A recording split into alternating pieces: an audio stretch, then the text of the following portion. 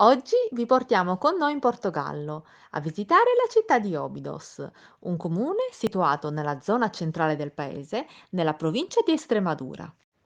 Ma prima la nostra intro. Ciao e benvenuti a Esplorando Orizzonti. Sorge su un'altura non lontana dalla costa atlantica, a 80 km circa a nord da Lisbona. È nota come la città medievale più bella del Portogallo e noi non possiamo che confermare questa fama. Ha un fascino antico e sembra sospesa allo scorrere del tempo. La sua storia è molto particolare. Fu donata nel 1228 dal re del Portogallo Dom Dinis alla moglie Donna Isabel, la quale si innamorò di Óbidos a tal punto da volerla come regalo di nozze.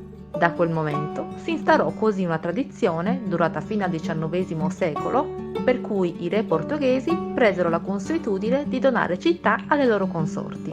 L'abitato era chiuso da delle mura merlate, che si estendono per circa 1,5 km e in alcuni punti raggiungono addirittura i 13 metri di altezza.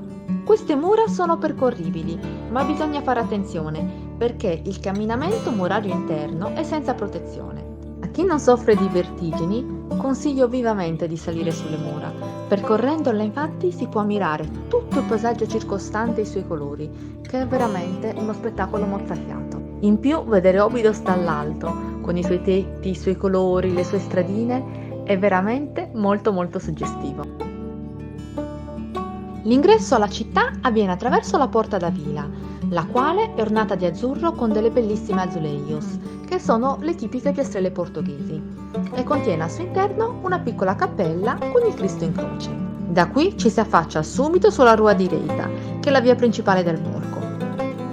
Percorrere le stradine di Óbidos è come immergersi in una fiaba, circondati da edifici bianchi decorati di giallo e blu, con ringhiere in ferro battuto e stradine ciottolate, il tutto decorato da piante di bougainville fucsia in fiore che si arrampicano qua e là sulle pareti degli edifici, ricca di botteghe e negozi di artigianato, nonché di locali dove assaggiare le specialità del posto. Tra queste non si può non menzionare la ghigna, un liquore caratteristico del luogo, fatto a base di amarene e che viene spesso proposto servito in un tipico copo, ovvero un bicchiere di cioccolato, al prezzo modico di €1. Alla fine della passeggiata si può godere della vista maestosa del castello, costruito dallo stesso Don Dinis nel XII secolo, e ammirarne le solide mura di pietra, i torrioni e i bastioni che servivano come difesa dai nemici. Purtroppo ad oggi la struttura non può essere visitata perché non è aperta al pubblico, infatti il castello è stato trasformato in un hotel di lusso. Per 2 settimane, ogni anno, nel mese di luglio, il castello diventa il cuore pulsante della città.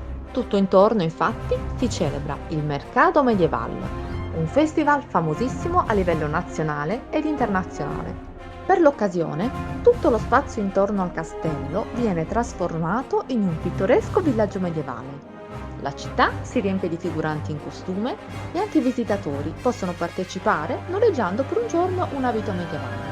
Ci sono stand gastronomici dove mangiare, che ricreano delle vere taverne medievali, e si può assistere a diversi spettacoli dal vivo, tra cui tornei cavallereschi e diverse performance teatrali.